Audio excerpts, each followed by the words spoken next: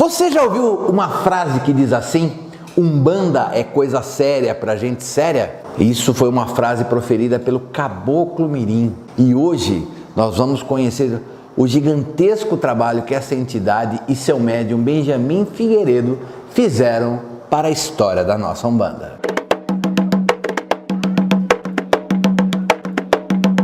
Um salve com muita alegria, família Umbanda Boa aqui. Que delícia, que alegria estar mais uma vez aqui na sua presença. Eu agradeço demais esse carinho que vocês nos dão.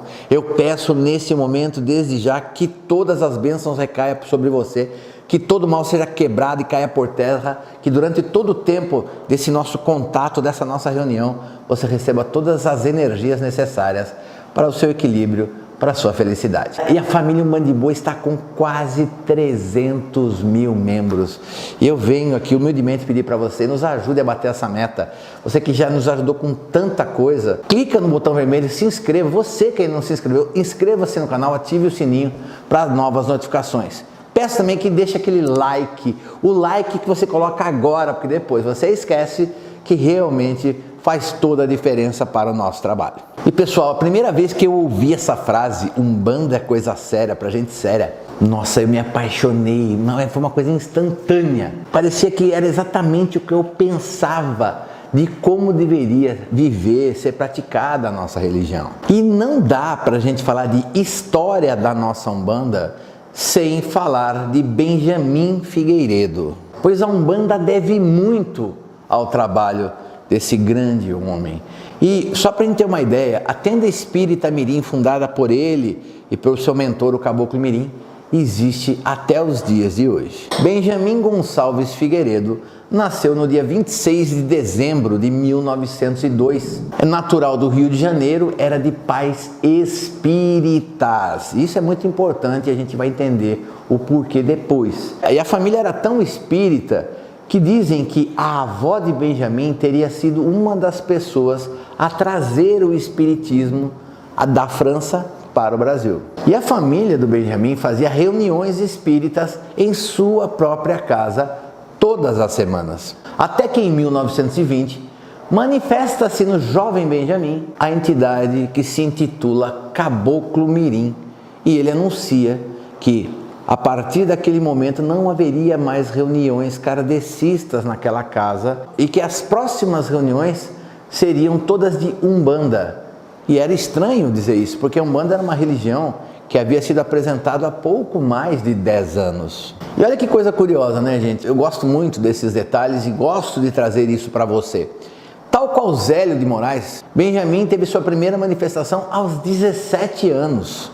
E como o Caboclo Mirim coloca essa situação de que tudo seria de Umbanda, Benjamin vai procurar orientação. E acaba chegando aonde? Na tenda espírita Nossa Senhora da Piedade. Ele buscou orientação ali com Zélio de Moraes. Dizem que Benjamin teria ficado por aproximadamente 2 anos cumprindo o desenvolvimento mediúnico ali na TENSP, na Tenda da Piedade, sendo orientado pelo Caboclo das Sete Encruzilhadas, por Pai Antônio e Orixá Malê. Tem uma história muito curiosa dessa passagem, porque em 1920 o Caboclo Mirim tinha dado essa missão, né, de fundar uma tenda, fundar um terreiro e tal, de seguir o trabalho de Umbanda. Benjamin vai para a Tenda da Piedade procurar o quê? Orientação e desenvolvimento. Em determinado momento diz que ele teria perguntado ao Orixá Malê, que era quem coordenava os trabalhos de desenvolvimento, se não havia um batismo, porque ele queria saber quando que ele estaria pronto para cumprir a missão que o mentor dele havia passado para ele. A cena devia ser muito curiosa, né? Porque Zélio de Moraes era uma pessoa alta, um pouco mais de 1,90 m de altura, e o Orixá Malê incorporado em Zélio, ele pega o Benjamin, coloca nos ombros, assim nas costas, e caminha por aproximadamente 500 metros até a praia. Aí diz que ele teria jogado o Benjamin Figueiredo na areia e começado a cantar curimbas, né? Cantar pontos que ninguém conhecia, nem a língua era de se entender. O Orixá Malê cantando essas curimbas, esses pontos, e o Benjamin começou a se retorcer na areia e começou a se arrastar em direção à água. Daí diz que mais uma vez o Orixá Malê pega o Benjamin, coloca nas costas de novo, entra no mar. Situação interessante, nem Zélio nem Benjamin Figueiredo sabiam nadar. Ele entra no mar, quando chega no fundo ele joga o Benjamin na água, e daí ele teria incorporado o Caboclo Mirim ali. E aí ambos saem da água, O Caboclo Mirim desincorpora e o Orixá Malê teria dito ao Benjamin: bom, se você queria um batismo, está batizado e considere-se pronto para a sua missão. Essa história é uma coisa muito curiosa e a gente tem essa história até contada pelo Zélio em fitas. Então, assim, é uma coisa que eu acho interessante, que a gente percebe o quê? Essa personalidade muito interessante, curiosa, magnética do Orixá Malê. Aliás, nós estamos devendo um vídeo do Orixá Malê aqui, é importantíssimo que a gente faça. A gente tem que entender então que onde começa a história de Benjamin Figueiredo? Na Tenda da Piedade. Dessa forma, creio eu que ele fez complementações, em 13 de março de 1924, nasce oficialmente a Tenda Espírita Mirim. A pegada aí é que a Tenda Mirim seria totalmente dirigida, coordenada, orientada pelo Caboclo Mirim e os seus ensinamentos. O que chama a atenção é que o trabalho da Tenda Mirim, ele começa já de cara muito diferente do trabalho que Zélio e o Caboclo das Sete Encruzilhadas faziam na Tenda da Piedade. A primeira coisa que tem que ser dita é que desde o início não se aceitava, não se falava, não existia sincretismo religioso. Não se associava orixás com santos católicos, nem mesmo em pontos cantados. A outra que tem que ser dita e que pode causar até espanto para muita gente é que existe um afastamento total, uma negação total da herança africana e uma aproximação das doutrinas orientais e também da teosofia de Helena Blavatsky. A roupa branca com pontos bordados era a única vestimenta utilizada pelos trabalhadores. Existia o uso de fumo e de defumação na Tenda Mirim. Porém, as velas, as guias, fios de contas, os atabaques, bebidas e imagens não eram utilizados dentro das cerimônias. A única imagem que se tinha na Tenda Mirim era uma imagem de Jesus que ficava acima da cabeça de todos, onde você podia ler uma frase assim embaixo da imagem: o médium supremo. Os trabalhos dentro da Tenda Mirim eram realizados por caboclos, pretos velhos e crianças. Exu e Pombagira não se manifestavam, mas há quem diga que você verificava assim a presença de Exus incorporados, tinha que ter um olhar mais clínico, mais atento. Você verificava Exus incorporados tanto em médiums de banco quanto em médiums de corrente, mas sem nenhum estardalhaço. E a Tenda Mirim dizia que o trabalho de Exu era importante, mas não incorporado, apenas no plano astral. E segundo o próprio Benjamin, Exu não se manifestava na Tenda Mirim porque Exu era um trabalhador de Quimbanda e não de Umbanda. Agora tem uma coisa muito bacana, gente. Isso tem que ser colocado, tem que ser lembrado. É na Tenda Mirim que se inicia o trabalho das entidades de crianças, né, como linha de trabalho. Então, a linha de trabalho das crianças, ela começa onde? Não existia na Tenda da Piedade. Começa na Tenda Mirim. E isso é uma coisa que tem que ser registrado. Uma das principais conquistas, eu acho que uma das principais melhorias que Benjamin Figueiredo e o Caboclo Mirim trazem para a Umbanda é a questão da organização. Os trabalhadores eram organizados em uma hierarquia e isso melhorou, organizou melhor os trabalhos de Umbanda. E isso nunca havia acontecido na Umbanda. E uma coisa interessante que é, apesar desse distanciamento, dessa ruptura com as heranças africanas, com as tradições africanas, houve alguma aproximação com a influência tupi e tupi-guarani, principalmente em termos, palavras que eram utilizados dentro da Tenda Mirim. Só para a gente citar, gente, eu não vou classificar, porque eu vou falar sempre do mais iniciante até o principal. Na hierarquia da casa existiam 7 graus. Você tinha o Bojá Mirim, você tinha Bojá, tinha Bojá Guaçu, Abaré Mirim, Abaré, Abaré Guaçu e Morubixaba. Morubixaba era como os tupis se referiam a seus caciques. Então era como se fosse o comandante supremo do terreiro, era sempre o Morubixaba. Ou como muita gente hoje em dia fala, cabeça de Morubixaba. Chamavam o Deus Supremo de Tupã, que era como os indígenas chamavam o Deus Supremo. E os orixás cultuados eram Oxalá, Ogum, Oxóssi, Xangô, Iemanjá, Iansã, Nanã, Oxum. E uma coisa curiosa, ele chamava Iofá. Quem que é essa linha? Quem é esse orixá Iofá? Iofá seria o que nós normalmente nos dias de hoje chamamos de Obaluaê. Então eram 9 orixás cultuados no total. Uma outra curiosidade é que a entidade mentora de todo e qualquer médium seria sempre um caboclo. Toda a Umbanda Mirim, que o trabalho do Caboclo Mirim com Benjamin Figueiredo ficou conhecido como a doutrina Umbanda Mirim. Em toda a Umbanda Mirim, ela foi baseada muito fortemente no conceito de caboclo. Por isso, todos os membros, todos os filhos da casa tinham seu mentor. Muita gente gosta de falar, seu frenteiro, sempre um caboclo. E aqui eu quero fazer já algumas considerações. A gente percebe que o Benjamin Figueiredo, ele rompe com a Igreja Católica e rompe com o africanismo. Por que isso acontece? Mas ele não rompe, por exemplo, com o espiritismo kardecista e não rompe com o indigenismo. E por quê? Primeiro, nós temos que entender que Benjamin Figueiredo, ele era de um berço espírita.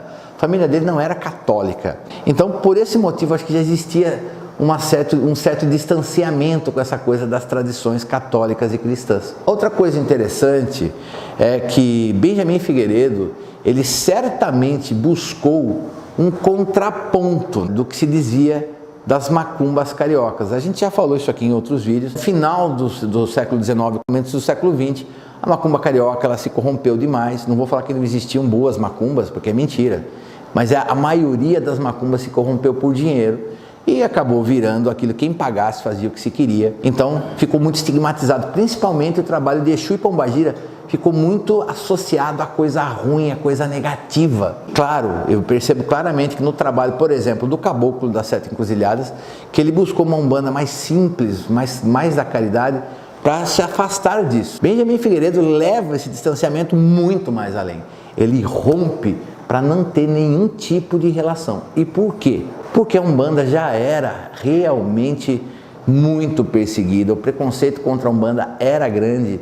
E quanto mais você mostrasse nos seus trabalhos que não tinha nada a ver com aquela coisa da macumba, você com certeza ia conseguir levar o rito adiante. Eu concordo com o posicionamento de Benjamin Figueiredo. Eu posso falar para você que hoje, em 2023, é fácil para mim falar assim, não, eu não concordo, isso está errado. Entretanto, gente, quem viveu naqueles anos 30, naqueles anos 20 e até o começo dos anos 40 no Brasil, sabe, principalmente no Rio de Janeiro, em Salvador, sabe como foi a perseguição. Inclusive existem relatos de que o Benjamin teria sido perseguido e inclusive preso algumas vezes. Mas a verdade é que essa forma de conduzir a Umbanda, com tudo mais limpo, sem atabaque, sem fios de contas, acabou atraindo muitos adeptos, aliás, milhares de adeptos, fazendo da Tenda Mirim uma das grandes casas de Umbanda do Rio de Janeiro. E pessoal, você veja como que é coisa interessante, todo esse sucesso, né, toda essa atração de pessoas não tem como não chamar atenção. E claro que a Tenda Mirim foi perseguida pela polícia e, como eu acabei de falar, o Benjamin teria sido preso algumas vezes. E por tudo isso, em 1939, juntamente de Zélio de Moraes, W.W. da Mata Silva e Tancredo da Silva Pinto, Benjamin Figueiredo funda a União Espiritista de Umbanda do Brasil, que acaba se tornando a primeira federação de Umbanda do Brasil. Essa iniciativa, essa organização, essa federação, ela organiza e realmente realiza em 1941 o primeiro Congresso de Espiritismo de Umbanda do Brasil. E como a gente já tem vídeo sobre esse assunto, né, o que o primeiro Congresso de Umbanda conseguiu? Ele conseguiu esse afrouxamento, ele conseguiu parar com a perseguição, porque foi feito um livrinho que foi entregue na mão do Getúlio Vargas. E Getúlio Vargas, a gente não sabe se isso não foi uma ordem expressa, mas a verdade é que depois que esse livro chega na mão de Getúlio Vargas, a perseguição contra a Umbanda cessa completamente. E vale lembrar aqui, pessoal, que a Tenda Mirim teve, no primeiro Congresso de Umbanda, né, do Brasil, teve seu espaço para defender a forma de enxergar a origem da Umbanda. Eles diziam que a palavra Umbanda teria vindo do sânscrito, língua falada na Índia, que a palavra original seria a Umbandã, que significaria, entre outras coisas, fonte de luz divina. E da Índia se espalha por todo o Oriente. E os africanos ocidentais teriam tido contato com habitantes do continente da Lemúria que teriam transmitido esses ensinamentos para eles. Olha, pessoal, a gente sabe que o continente da Lemúria não existem provas da existência desse continente. Se existiu o continente, não existem provas que existiam civilizações ali. Então, fica uma coisa bem forçada, né? Essa quebra, essa ruptura, mostrando claramente que eu quero me desligar das heranças africanas. Você acha que é preconceito ou você acha que foi autopreservação? É a reflexão que a gente tem que fazer, gente. Se você tem o seu terreiro sendo perseguido pela polícia o tempo todo, você sendo preso, o que você vai fazer? E exatamente o que eu disse, né, gente? A gente percebe que o início da Umbanda, de 1908, principalmente até 1930, 35, a Umbanda ela procurou um caminho se distanciar muito do que era feito na macumba carioca. Lembrando que na macumba tinha preto velho, tinha caboclo, né, tinha Exu, tinha pombagira, mas aquilo acabou se tornando uma coisa tão mal vista pela sociedade, pela forma como era praticada aquela macumba, que todo mundo buscou um distanciamento. Não era nada contra a herança africana, era para se desligar dos conceitos negativos para que a sociedade pudesse enxergar a religião com melhores olhos. Também concordo com você que pode não ter sido a melhor opção, mas quem sabe, naquele momento, para eles pode ter sido a única opção.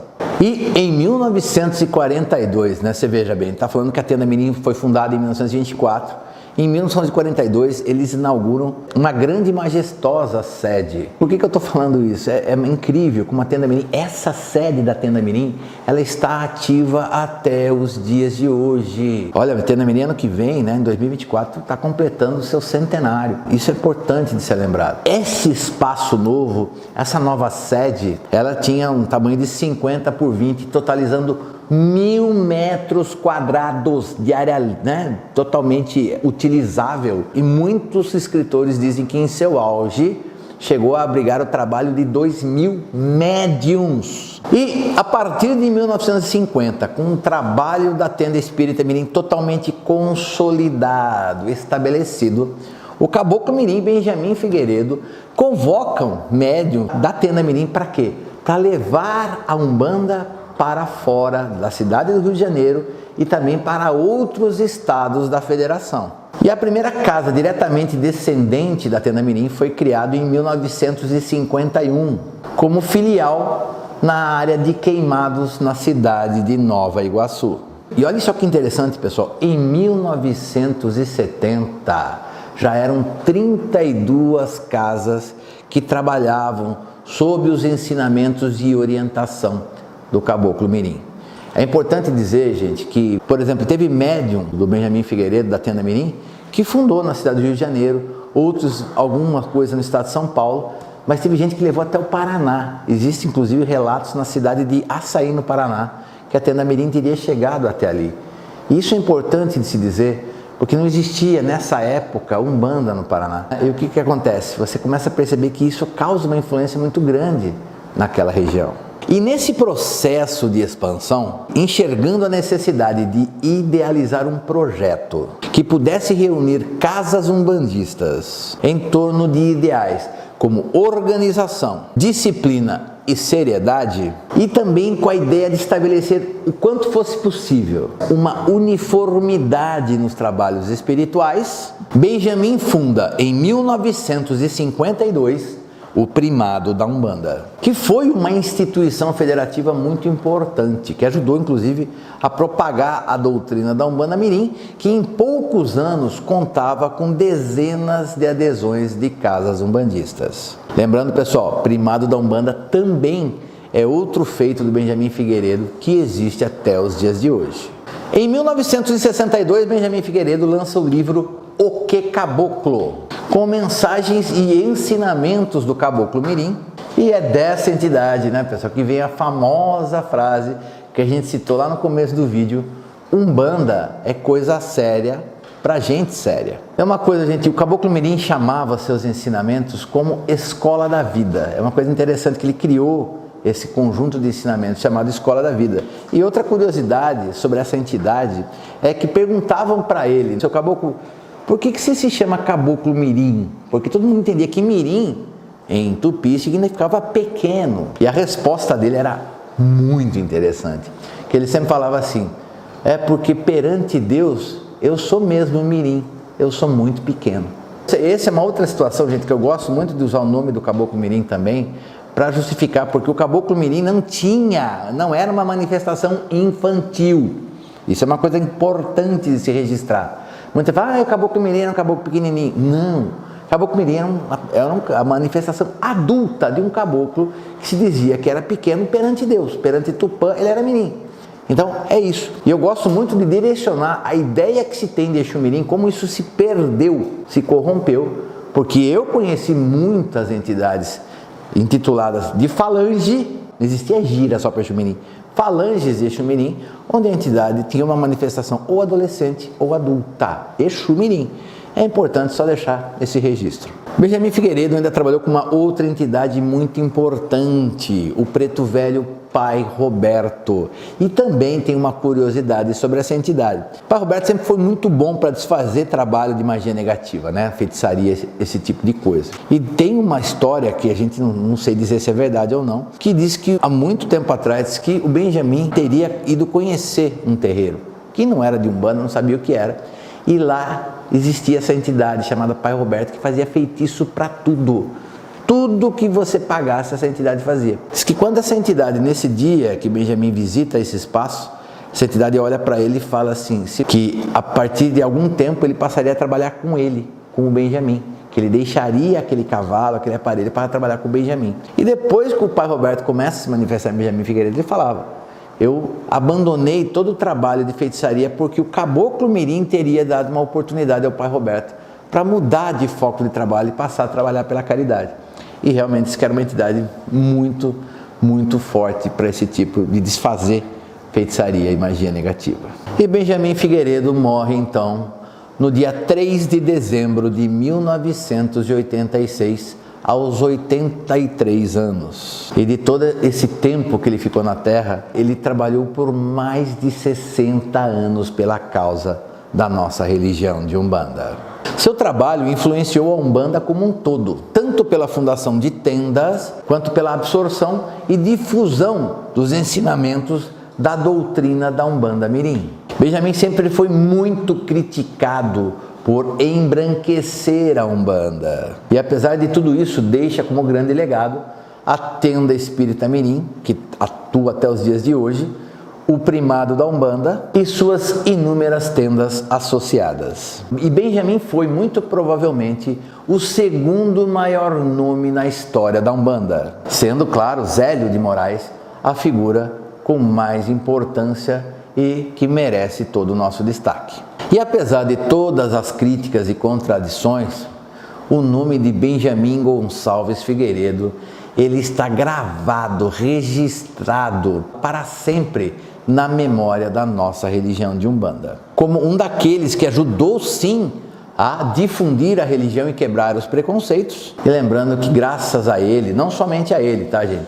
A gente vai falar ainda de Tancredo da Silva Pinto, mas Benjamin foi um dos que levou a Umbanda para muitos estados do nosso país. E pessoal, eu quero fechar esse vídeo falando das minhas opiniões. A gente tem que agradecer muito a Benjamin Figueiredo.